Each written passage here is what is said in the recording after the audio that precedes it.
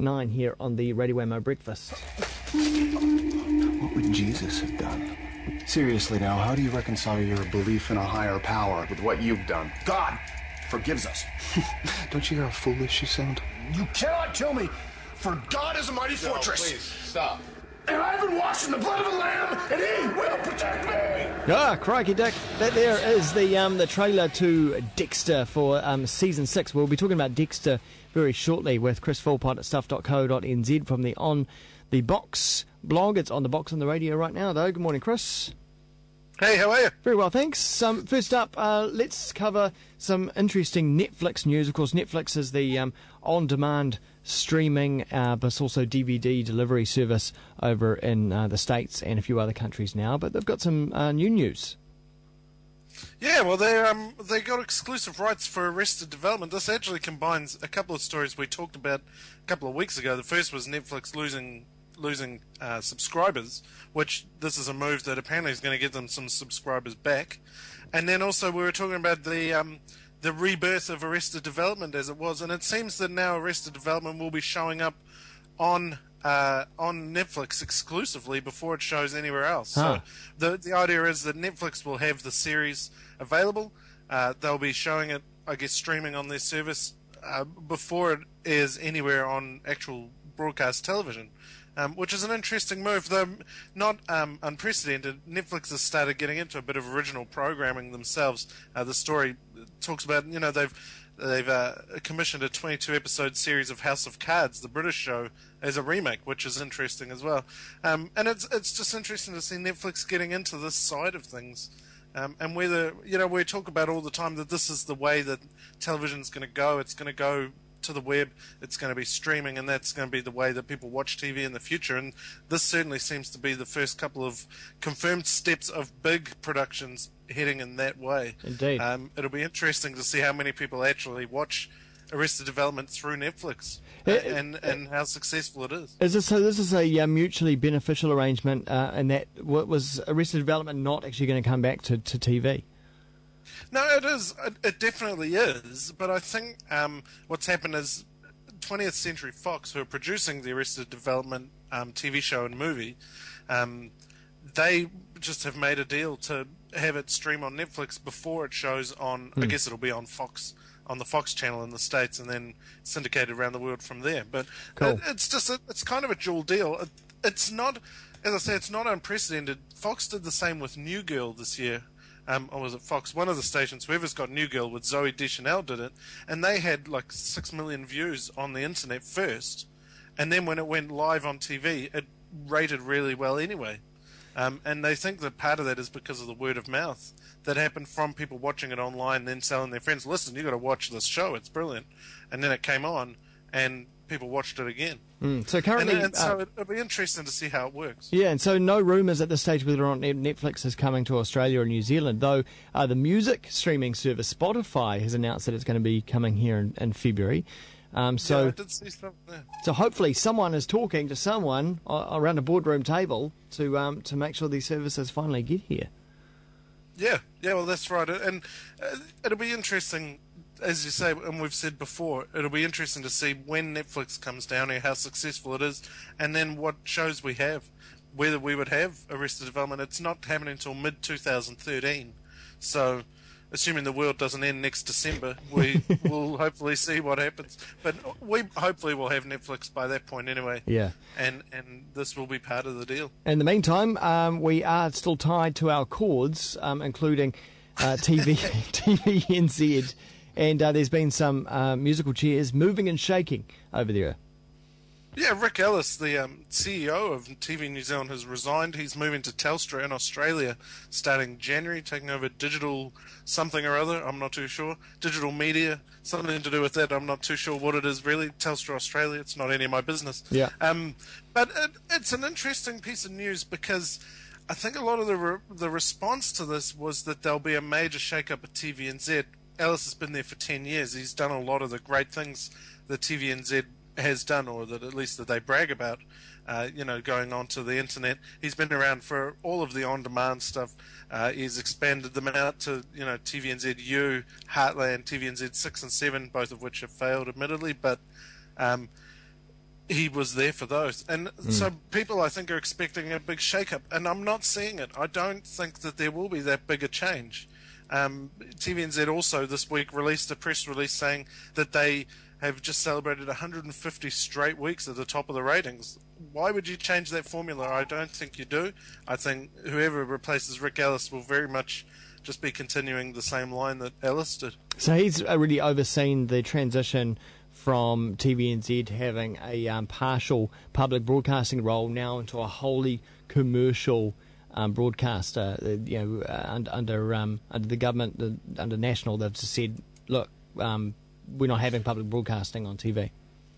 Yeah, that's right. He's been there for 10 years, so he's overseen that. He's overseen going from being the state broadcaster to being a public broadcaster to being now just a private broadcaster in it for the money. Interesting that he's resigned now after all of that has happened. Whether that was, he wanted to do that before he left or not, I'm not too sure. But that is interesting that it happened at the same time. But I'd say more than that, he's been around for all of their successes of the last 10 years. Yeah. And not only that, but we talk a lot about TVNZ as being in decline. TV1 especially, which is now becoming... you think about TV1, it used to be a really great channel, lots of drama, lots of British programming and that kind of thing, and now it's not the same anymore. Yeah. And Rick Ellis was at the helm for that. And so you wonder what effect he's had on that, if that might be where the change is, it goes back to being something a bit greater than it is now. Okay. But as I say, I don't think there'll be a huge change. I think Ellis has been a success. I think everything he's really tried has turned to gold almost. And it'll be interesting just to see if there are any changes. I don't think there will be any myself. All right. Well, let's look at Dexter. Season 6 has just wrapped up, yeah?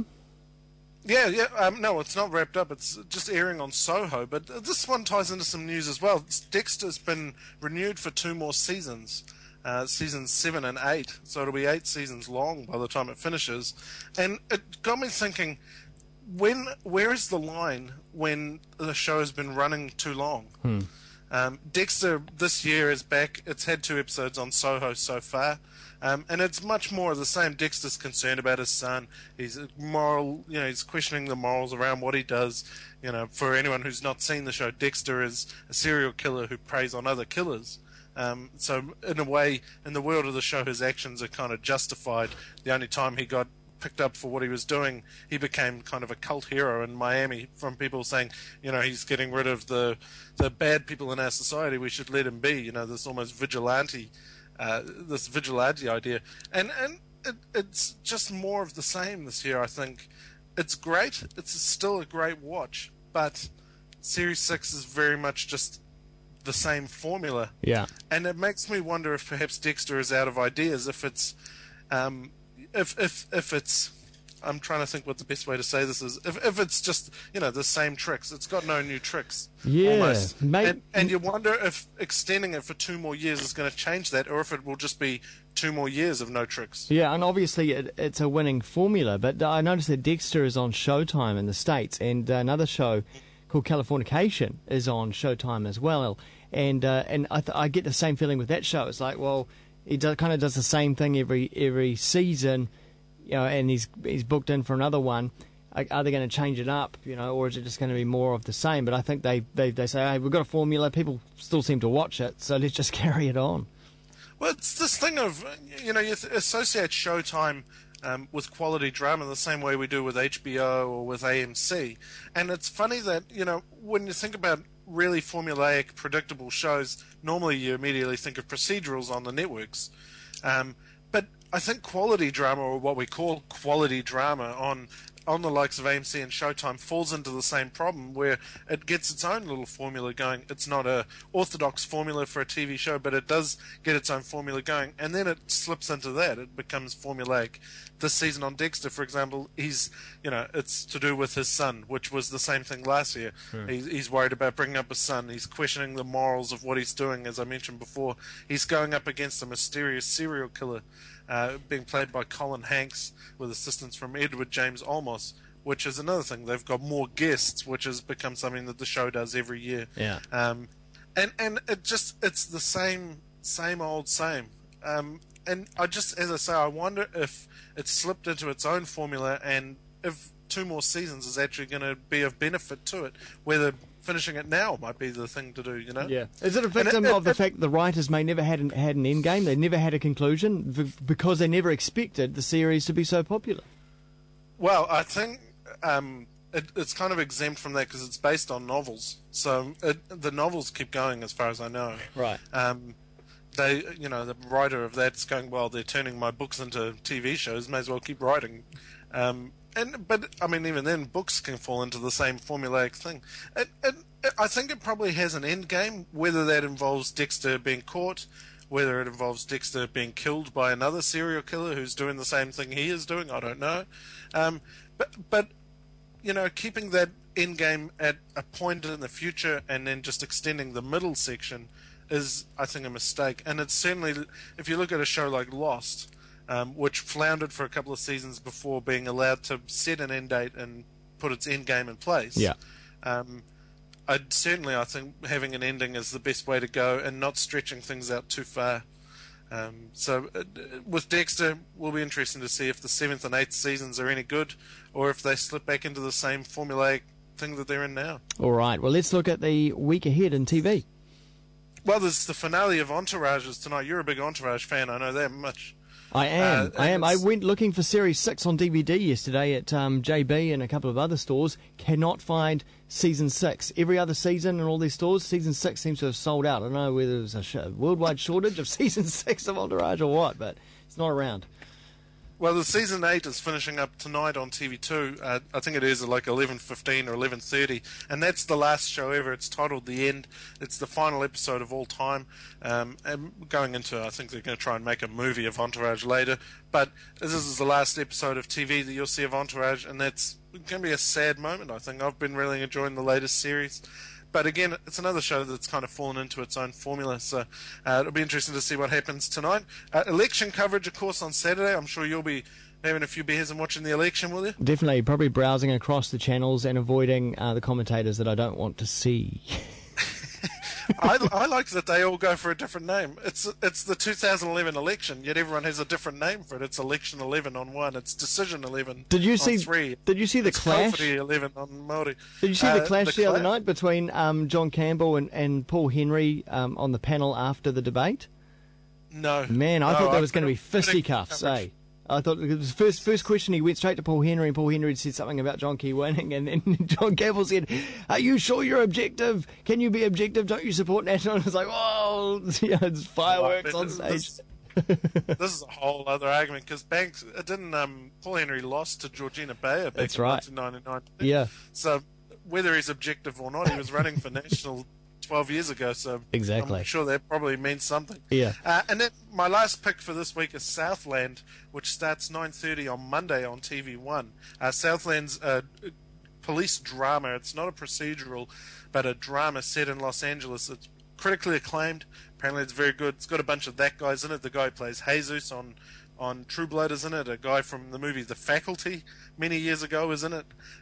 So that's going to be something that I'll be checking out for sure. Cool, sounds great. Well, have a great week in TV viewing, and we look forward to chatting next week. I think a little bit about Walking Dead next week. Yeah, we'll be looking at The Walking Dead for sure. Excellent. I'm interested to see what you think. Yeah, likewise. In the meantime, check out the blog over at stuff.co.nz in the entertainment section there, and also on Twitter as well, twitter.com/Chris Philpott NZ.